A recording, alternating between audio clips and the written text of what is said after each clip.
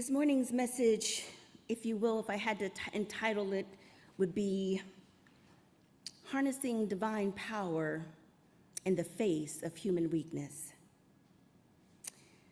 Wow, what a text. As always, it's a pleasure to stand before you, both in the sanctuary and those online. But I gotta be honest with you, when I encountered this particular text a few weeks ago in preparation for this moment, I had a bit of a headache for a short while. I remember thinking, Paul. After reading the text, I was tired. I know it's not very lengthy and the language isn't difficult. It's not like perhaps we find in the genealogy texts in Genesis and Matthew with the difficult names. Have you ever been a liturgist and thrown a text where 5 out of every 10 words you couldn't pronounce? It wasn't laborious in that way, but the back and forth, I would boast, but I won't. I could boast, but I'm not. And if I did boast, and I think I will, I won't boast about me, but I was like, Paul, really? Come on, just get a position and stay there. And I was tired, and understandably so. You see, we encounter Paul in the text at a moment in time when he was both tired and frustrated. And quite honestly, Paul was a bit defensive. See, in the preceding chapters, Paul had dealt with some difficult church issues. And he was attempting to persuade the congregation to do what was right, no matter how hard it might be. He had dealt with the matter of giving. He had dealt with the issue of reciprocity. He had addressed the issue of generosity with God. And he found himself also needing to assess the efficacy of his own ministry in light of criticisms. You see, even then, the church had critics. Corinth was no exception. And if you have time to look back at the 10th chapter of the second letter, Paul alludes to his knowledge of these critics as he tried to encourage the church. You see, Paul was transparent. He acknowledged the criticism leveled against him, and in particular, they were critical of his absence. You know, sometimes pastors have dual responsibilities, or now some of the larger congregations may have multiple sites, and a pastor may be in Atlanta and preaching via Zoom for the folks in Trenton. And this is even a common issue where, Pastor, we need you here in the building. We need to have access to you Monday through Saturday, not just to hear you on Sunday. And this was the church at Corinth's complaint. Where are you? When we're faced with the day-to-day issues and trials and tribulations, yeah, your letters are great, but we really need you here. And inasmuch as he wasn't, the critics began to speak. Paul's tone shifts dramatically. Some scholars have concluded that the dramatic shift that we hear in his tone in chapter 12 suggests that chapters 12 and 13 weren't part of the original manuscript, that perhaps it was added later. Now, whether or not that's accurate, we know that Paul is frustrated at this point, whenever it was put in. And Paul's frustration is partly fueled by the Corinthians' naive tolerance of false prophets. Paul finds it necessary to set himself apart from those false prophets who he had previously, and sarcastically, might I add, referred to as the super apostles in chapter 11. See, Paul was not only speaking authoritatively in this chapter, but we find him being both intentional and subtle in comparing himself to the false prophets.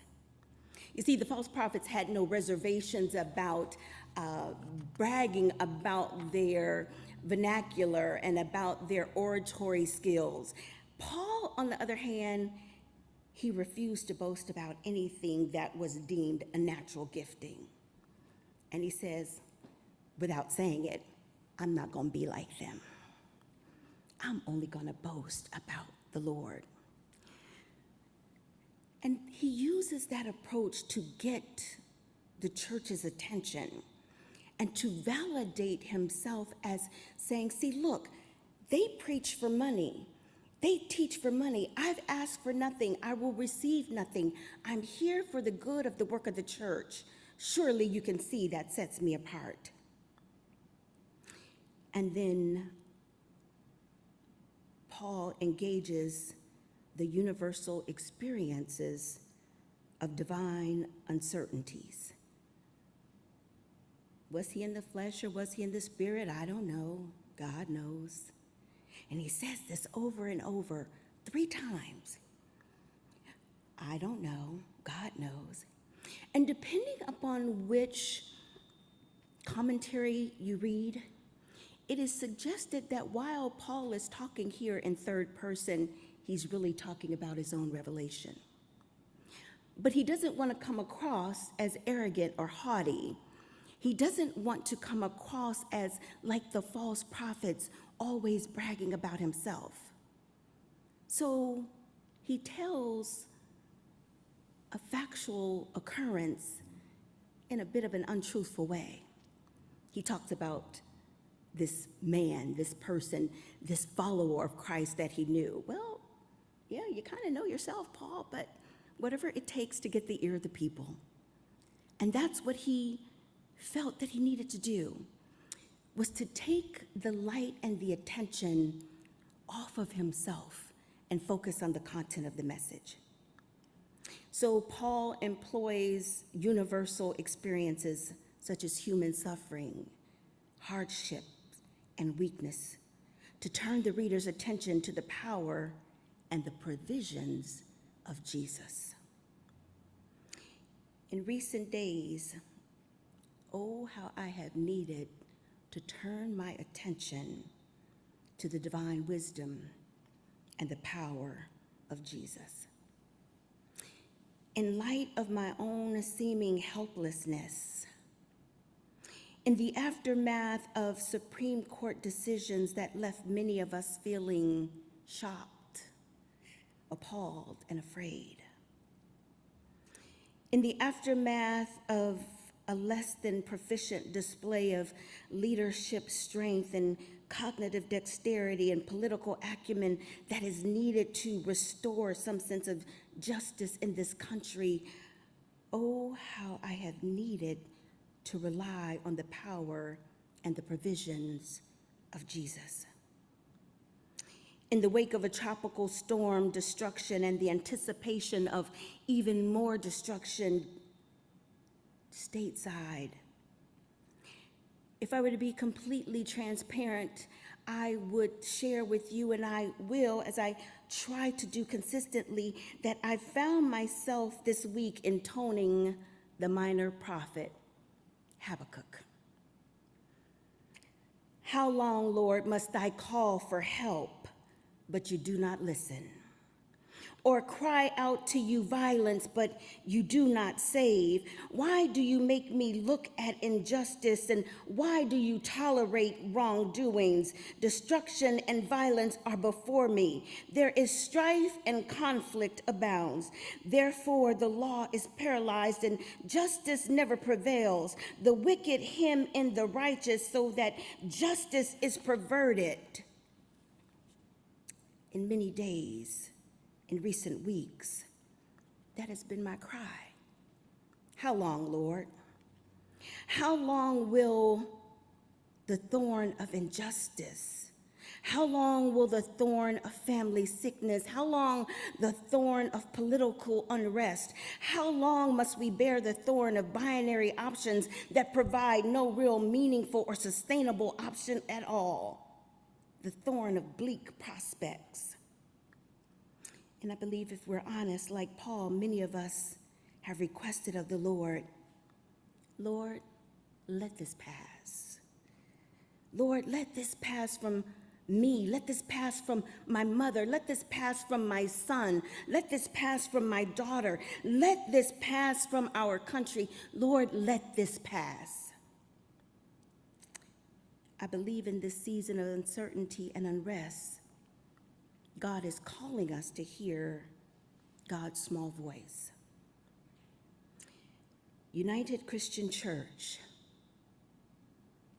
my grace is sufficient for you. For my power is made perfect in your weakness. In our weakness and our weariness, Jesus speaks to us this morning.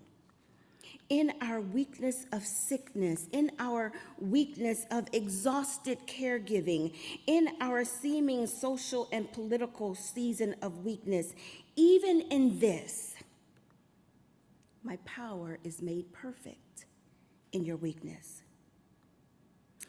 The question I had, and I would guess some of you are asking, is how do we harness this all-sufficient grace and power that is made perfect in our weakness? I'm glad you asked. You see, Paul not only lays out problems or situations of crisis in his letter to the church of Philippi. He writes and he reminds the church, and he reminds us this morning, be anxious for nothing. Think these thoughts.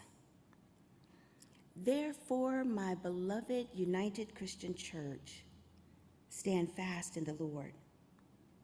Be united and joyful and be prayerful.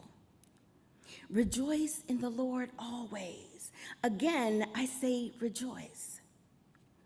Let your gentleness be known that the Lord is at hand. Be anxious for nothing, but in everything by prayer and supplication with thanksgiving, let your request be made known to God. And finally, whatever things are true, whatever things are noble, whatever things are just, whatever things are pure, whatever things are lovely, whatever things are of good report, if there is any virtue and if there is anything praiseworthy, meditate on these things. The things which you learned and received and heard and saw in me, these things do, and the God of peace will be with you. This, my beloved, is the spiritual regimen that is required of us to harness divine strength in our season of human weakness. And I love that Paul wrote, whenever. The text didn't say if ever you are weak, but whenever. And whenever implies some certainty that we will experience weakness. Whenever also covers a lot of territory and it implies a constant. Whenever.